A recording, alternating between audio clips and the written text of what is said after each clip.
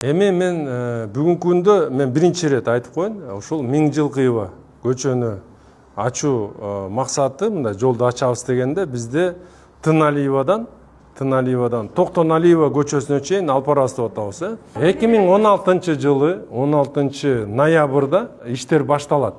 Ал жерде ушул университет, Манас университети, эл аралык университети заказчик болуп чыгат, Бишкек глав архитектура исполнитель болуп чыгат. Негизи бул келишимде так көрсөтүлгөн, заказчик исполнитель болуп.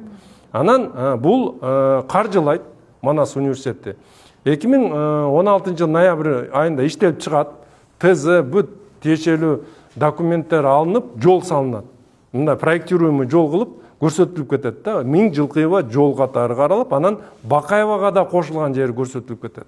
Биз бүгүнкү күндө дагы бир жолу айтайын. Ушул Манас университетинин көз артып ошолордун жерине ошол жолду салабыз деген ой. Бул мурдантан бери каралып, генпланга чейин киргизилген жолдор. Анан байлап эле мына ушул Миңжилкыеваны ачса эле 100% жолдун маселеси бар чечилип калат деген ойдон биз да калыспыз.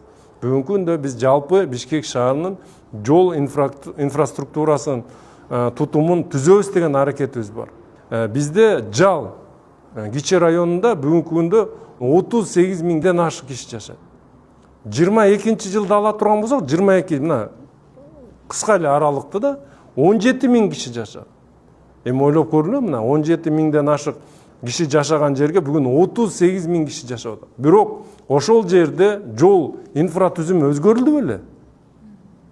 Кандай бир өзгөрүүлөр болду беле? Жок. Ошол эле жолдор. Демек биз деген ушул жол инфраструктурасын жаңыртыш керекпиз, түзүш керекпиз бүгүнкү күндө. Анан ал аракеттер менен биз 100% Бишкек шаарында жол тыгындары чечилет деген дагы бир жолу айтайын, ойдон алыспыз, себептен де бул комплекстүү иш аракеттер.